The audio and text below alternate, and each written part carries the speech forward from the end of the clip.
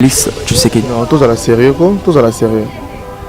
Il a ça cop nae, ce que s'il est autant bon nae, il n'a pas la manette du pouvoir. Au quitter que non n'engé kabundi ba fingani kuna yena bat na bango ya FCC. On n'est pas des cons s'il vous plaît. Bon ça va aventure na bango, ils ne sont pas là pour le peuple. Et les jours ils seront pour le peuple, nous verrons des changements, notamment encore au minimum. Mais dès lors qu'il n'y a pas de changement, ça démontre à suffisance que bazar bango ça cop na bango. C'est à nous de comprendre ça, la moka boué. On comprend qu'il y a un grand ça ne va pas. On comprend qu'il y a vraiment des malaises. Les leaders au Batikali jamais qu'on a un langage moko pour partager idéologie moko pour que Batba continue dans ce bango.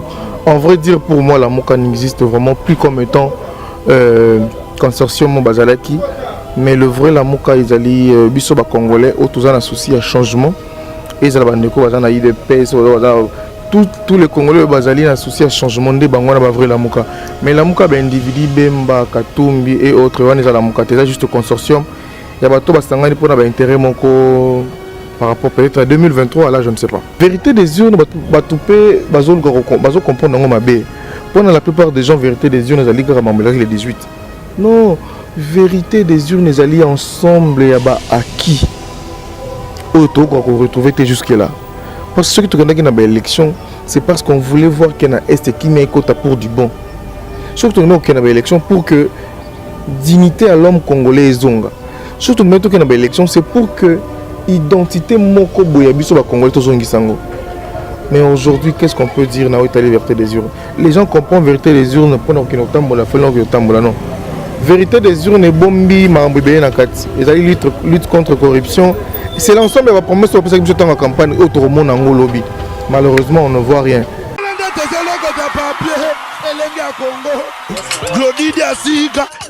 La mignonne. La mignonne. Très simbelenga bro. Très simbelenga bro. Kata. C'est un concept pour vraiment apprendre à chuchoter votre peau. La peau a besoin de la communication. La peau, elle n'a pas besoin d'être négligée. Chez Grâce Beauté Cosmétique Paris, nous travaillons pour la restauration de la peau. Nous sommes là, on confectionne de produits cosmétiques pour la peau mate, la peau métisse, pour les enfants, pour les hommes, pour les femmes, aussi pour les femmes enceintes. Quand vous arrivez chez Grâce Beauté Cosmétique Paris, posez vos bagages. On s'occupe de tout, on s'occupe de la restauration, on s'occupe de comment vous allez communiquer avec votre peau en toute sérénité. Une plante verte d'Amazonia.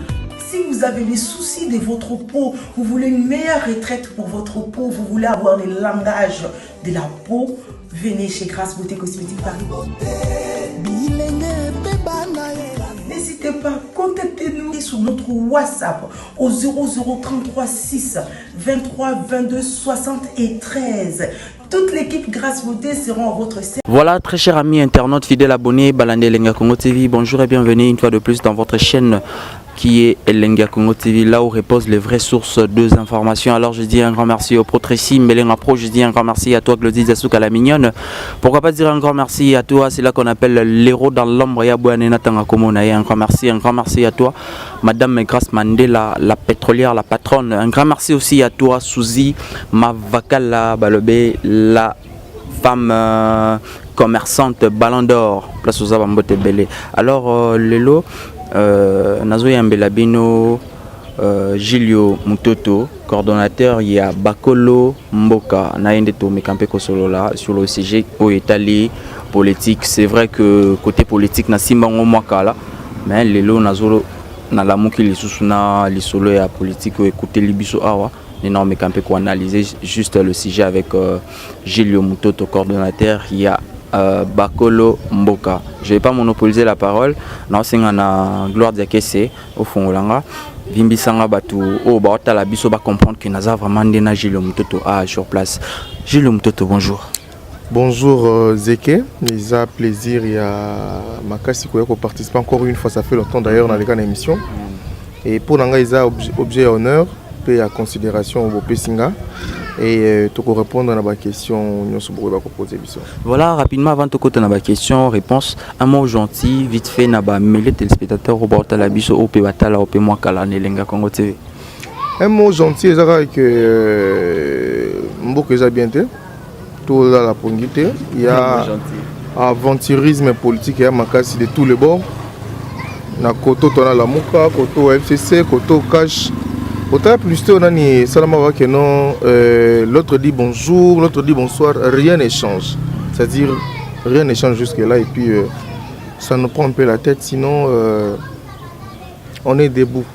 Et on va se battre pour que ceux qui les lotés matin lobby, effectivité à combat oyo et bakozo pena sens na.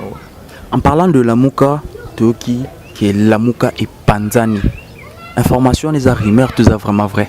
Non, déjà lorsque papa Honoré Ngwanda l'équipe na média pour que à s'attaquer na plan de sortie de crise en affirmant déjà que non, la Mouka zo kota na FCC. Peut-être que tu comprends qui est ma bé ou soit malam, mais déjà dans la Mouka Boué, on comprend qu'il y a un grand ça ne va pas. On comprend qu'il y a vraiment des malaises. Le leader au Batikali jamais cause un langage moko pour partager idéologie moko pour que Batba continue dans ce bango. En vrai dire pour moi la Mouka n'existe vraiment plus comme étant consortium Bazalaki. Mais le vrai la Mouka ils allaient biso ba congolais autour d'un souci à changement et ça la bandeko bazana de paix tous les congolais bazali un souci à changement de bangwana ba vrai la Mouka mais la Mouka ba individu Bemba Katumbi et autres on est la Mouka c'est juste consortium il y a bato basangani pour na intérêt moko par rapport peut-être à 2023 là je ne sais pas. Ah pe Fridolin aleka qui a lobby Martin Fayulu atika marambo ya kolande la vérité des urnes wane komi distraction. C'est vrai. Mais c'est une vérité où il y a Martin Fayulu, mais il y a mais l'église catholique peut dire que non. Tant que tu as avant que tu aies une élection, c'est l'église catholique. Tu as jeune et belé pour hôtel mais la Kabila. C'est ce qui aussi par rapport à l'appel à la c'était. Et les lots, ceux qui ont bon à l'objet que non, Martin Fayulu c'est la vérité des urnes, il faut tout passer à autre chose. C'est-à-dire, avant de passer à autre chose, Bobo Sani Ozaki Nassima. Non. Il faut tout à la sérieux. Vérité des urnes, bazo comprendre ma bé. Pour la plupart des gens, vérité des urnes, les 18. Non, vérité des urnes, les alliés ensemble, et à qui? Auto qu'on retrouve jusque-là. Parce que ceux qui te connaissent dans l'élection, c'est parce qu'on voulait voir qu'il y a un Est qui met un quota pour du bon. Surtout qu'il y a une élection pour que dignité à l'homme congolais est zonga. Surtout qu'il y a une élection, c'est pour que l'identité moko boyabiso ba congolais tozongi sango. Mais aujourd'hui, qu'est-ce qu'on peut dire na la liberté des urnes? Les gens comprennent la vérité des urnes pendant qu'ils n'ont pas la non. Vérité des urnes est bombi marambo belé na kati. Ils allaient lutte contre corruption. C'est l'ensemble de la promesse de la campagne autour du lobby. Malheureusement, on ne voit rien. Et ce qu'il fallait, c'est pour la vérité des urnes. Ce que papa Etienne Tshisekedi en 2011 a fait la vérité des urnes. Ils ont pété, ils ont ils ont important que le peuple congolais pour la révolution populaire. Et révolution populaire, c'est ce qui va peut-être, pas peut-être,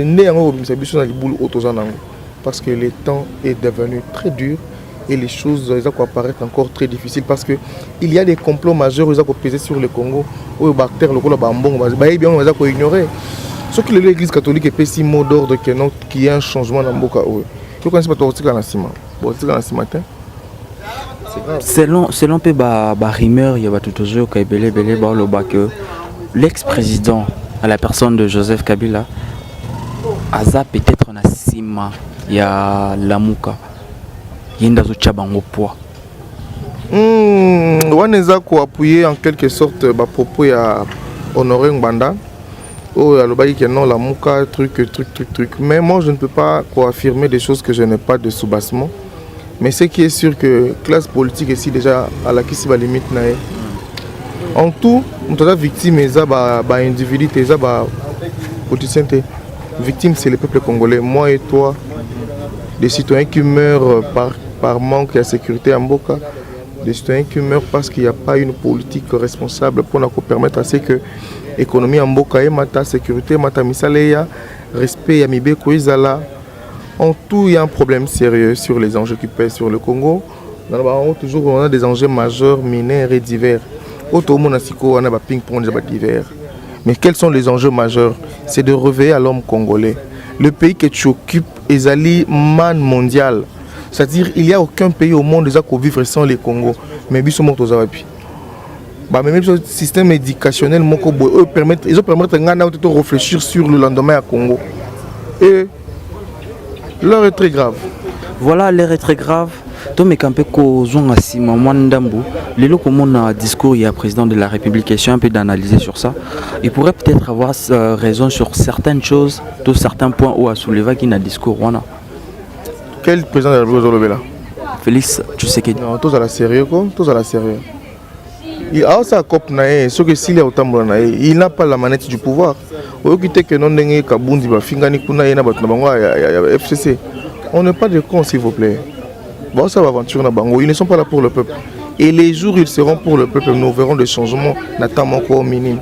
Mais dès lors qu'il n'y a pas de changement, ça démontre en suffisance que bazar bango ça cop na bango. C'est à nous de comprendre ça. J'ai le moutoto, tous on n'est pas tout qui ne paye pas. Lobby à tous qui n'a président Kabila. Car le même personne, il n'est pas là pour le peuple. Lélo Tokomina Félix Tshisekedi, malgré que papa Lobaki, le peuple d'abord, mais propose au Bimakaka, il n'est pas pour le peuple. Alors ça la COP. Lélo, peuple azana posaya nini. C'est qui n'a pas casquette vraiment oyo pour répondre à un critérium la président de la République na président du Congo. Il y a des prophéties qui sortent de partout. Celui qui va diriger ce pays prochainement ne viendra de nulle part. Par là, ça montre à suffisance que ceux qui sont là ne sont pas l'émanation de Dieu pour le Congo. Ils sont l'émanation d'individus par rapport à la combine politique au Bazanango. Mais non, nous étant des hommes révélés par l'esprit. Il y a Congo. Toujours continuer toujours Kolobango. Le peuple congolais l'ingité président ou à la sacraliser car président, à la sacré présenté. Le peuple congolais a besoin de d'abord abolir le système politique, faire tomber les partis politiques et le multipartisme à la con. Dans quel pays vous allez trouver plus de 700-800 partis politiques où la population pauvre? On n'a que des irresponsables. Non? Lorsque nous le disons, on le dit avec responsabilité. On n'a que des irresponsables qui sont à la tête du pays. Comment dans un pays où on n'est même pas mesuré à couper ça, le politicien va s'occuper de mon modèle d'intérêt. Sur l'intérêt peuple, l'intérêt peuple est maï ezala au fêlé. Ce qui maï ezala au fêlé, maï ezala. Courant ezala de 24 heures sur 24. Misala ezala. Fluidité à transport ezala. Transport fluvial, maritime, fluvial, maritime, aérien. Qu'est-ce que demande le peuple congolais alia dans les premiers au 30? Qu'est-ce que demande le peuple? Terre arabe aux alibo pesabo que nous colons pour que bilo connaisse son peuple. Que demande le peuple? Le peuple congolais a que non, des étrangers au Bayana non, tout pas na bango, tout ce que la biso moto bokisambok. Que demande le peuple? Responsabilité na ba engagement, ya ba acte, ya ba décision, ya ba politique en faveur de la population. Que demande le peuple? Ce sont des questions majeures. Mais lorsque on est ATL, vous voulez croire qu'il y a une démocratie parce qu'on a fait comme passation pacifique irresponsable du pouvoir. Non, ce n'est pas ça. Mais toutes ces choses-là, et il y a malembe au fur et à mesure. Il y a une révolution où elle a déclenchée par le peuple. Il y a un temps pour toute chose. Il y a un temps. Moi, nous sommes partisans de la révolution, le soulèvement populaire. La révolution populaire commence par la tête, comprendre comment les choses se font, les choses se font, et par après, on s'engage. Voilà. Question sur on a moni réalisateur dans la signalé locaux. Avant élection, après élection, bilan dans les années, n'importe quoi. Négatif. Comment ça? Et c'était sur le plan sécurité, tu le sais mon frère, qu'il n'y a même pas 4 jours, ceux qui 3 jours, plus de 30 personnes bakoufi. Et bakoufi na nini. Mais chopo libanda, misu libanda, na est. Échec total sur tout le plan. Non, sur tout le plan, le pays est à chaos. De blocage en blocage, de blocage en blocage. Voilà, merci beaucoup Julio Mutoto. Je rappelle la Zali coordonnateur Yaba Kolomboka. Merci beaucoup d'avoir répondu à nos questions. Un mot de la fin vite fait et la milieu de téléspectateurs peut-être avoir en contact nayo Basalani. Nazo continue Kolobango. C'est beau bien d'aimer mes émissions, m'encourager, mais Julio Mutoto TV Zali, non? Beaucoup de s'abonner. Je dis merci d'abord à Bato Bazar croire qu'il y aura un changement dans beaucoup. Nous sommes de cet avis-là. Nous avons un peuple congolais tout le monde la division. FCC, Kabylie, les Banyamuleng et le Rwandais ont une politique pour nous relaxer parce que nous sommes trop faibles. Non, moi je peux vous dire que en étant unis comme nos pères en 1960, on pourra faire de grandes choses, c'est possible. Merci beaucoup, merci beaucoup. Je pense que ça n'est fini pour aujourd'hui. Je vous dis à très bientôt, très prochainement. Pourquoi pas tout garder qu'à Lero ya Rosala connecté na chaîne Abino Elenga Congo TV. Et il y a journaliste Bazé Belé, Audrey Bazali, Mathieu Bonché, Tonton Sam, Bazali Wana Ponako, Pesabino, Kosepel Sabino Kaka. Sabino information, actualité, Kotel Sabino Maramozo, les Kanamboka. Alors sur ce, moi je vous dis à très bientôt. Je dis un grand merci au Protre Simbelenga Pro. Je dis un grand merci à toi Glody Dasuka la mignonne. Pourquoi pas dire un grand merci à toi Souzi Mavakala, le ballon d'or, femme d'affaires depuis quelque part, Souzi Mavakala. Un grand merci à toi Johnny Mwamba, les jeunes patrons. Un grand merci à toi Madame Ekras Mandela, la pétrolière, la patronne Yaba Pompe Essence, la greffier AMG Asflo. Un grand merci Nabinope, téléspectateurs Nabiso pour votre attention particulière que vous nous accordez dans nos diverses émissions. Alors moi je vous dis à très bientôt. Bye bye.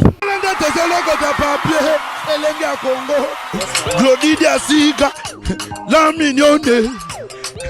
Hey, la mignonne. Tracy Mbelenga Pro. Tracy Mbelenga Pro. Kata.